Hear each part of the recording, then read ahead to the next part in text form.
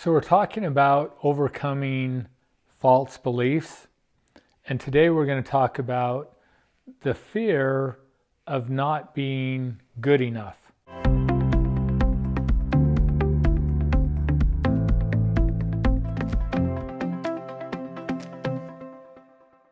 So again, we've been doing a series of videos based on interviews that we had with people, asking them about their beliefs. And one of the questions that we asked them is, what is your greatest fear and how does it affect you?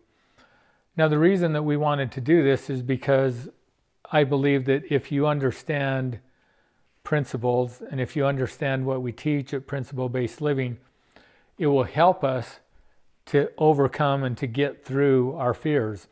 Because fears are based on our thoughts and beliefs. Fear does not come from what happens outside of us. Fear exists because of our thoughts and beliefs that we attach to those events.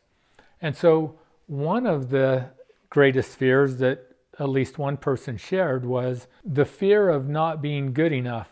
And then there were several people that all connected to that. It's kind of the same thing, the fear of not being good enough, the fear of rejection. Had one young lady who shared that she was adopted and she had a fear of that her adoptive parents would reject her and give her back again. And so it's that fear of not being good enough. But the important thing to remember, to understand, and to know is that we are in control of our emotions. So we create our emotions. And fear is one of those. So if we're experiencing fear and it is influencing me to behave or to feel in a way and to create a state in my life that I don't want to experience, then I have the power and the ability to change that up. But most of the time we don't realize that. We're experiencing this fear and we feel like that it's caused by something outside of us that we have no control over, which then means we don't have control over our own life. And most of us really struggle with that because we want to feel like we're in control, because otherwise, well, if we feel like we're in control, then we think that we can make things turn out the way that it's supposed to turn out. If we feel like we're out of control, then it's like, well, we don't have control over that, and maybe things will happen that we don't want to happen. And so let's talk a little bit more about this belief of not being good enough or a fear of being rejected. And so if we're talking about not being good enough to someone else, or this feeling of being rejected by someone else, well, let's look at the principles that govern the world in which we live. And let's look at the principle of control. Because if I'm afraid of what other people think, I first of all have to ask myself, is there anything that I can do about that? So do I have control over what another person thinks? And the truth about that is no. They can think whatever they want. So this fear of not being good enough or being rejected by someone else, I can't control that.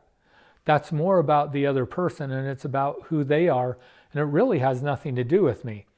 So if somebody doesn't want to have anything to do with me, that doesn't mean that there's something wrong with me. All it means is that that person has a preference, that maybe there's something about me that they don't like, but again, that's more about them, because there may be somebody else that really appreciates and likes that same behavior about me.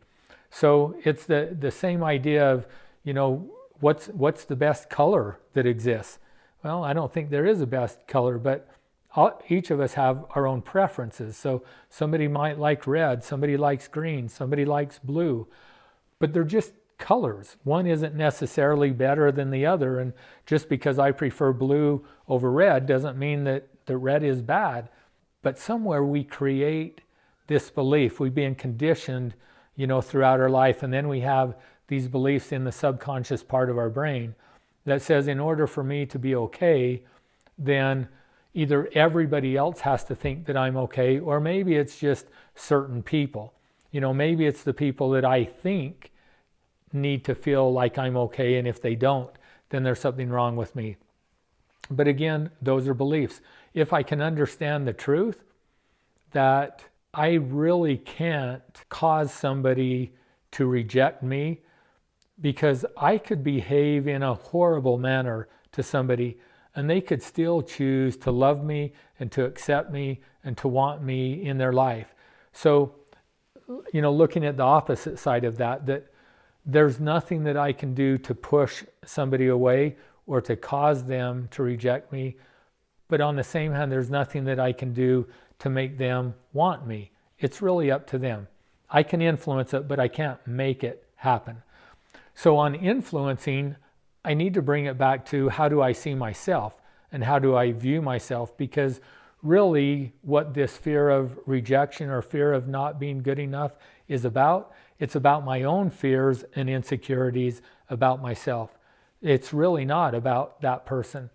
So if I understand that, I can let go of this belief and I can quit worrying about them, and instead I can focus on the area that I have control over, which is me.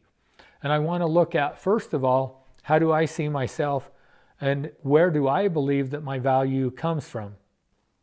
Do I believe that my value comes from acceptance from other people? Do I believe that my value comes from my appearance, from my hair, from my body, from my clothes? Do I believe that my value comes from the things that I own? Well, if that's what I believe, then again, I need to understand that those are false beliefs. My value has nothing to do with those things. If I want to hang on to that belief, again, nobody can make you change your beliefs. But if you'll be honest with yourself and pay attention to the consequences or the outcomes of your beliefs and your behaviors, the consequences will tell you what's working and what's not working.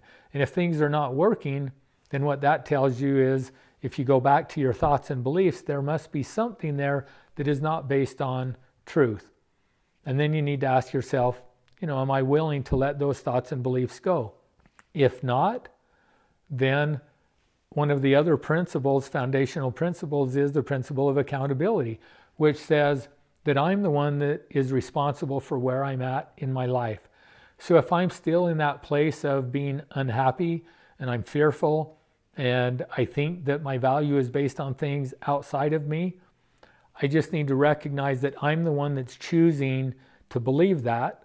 And so if I'm having these outcomes of being unhappy or fearful or sad, then I need to recognize that I'm creating that as well and just own it and recognize that I'm choosing to do this because I'm unwilling to let that go and to try something different.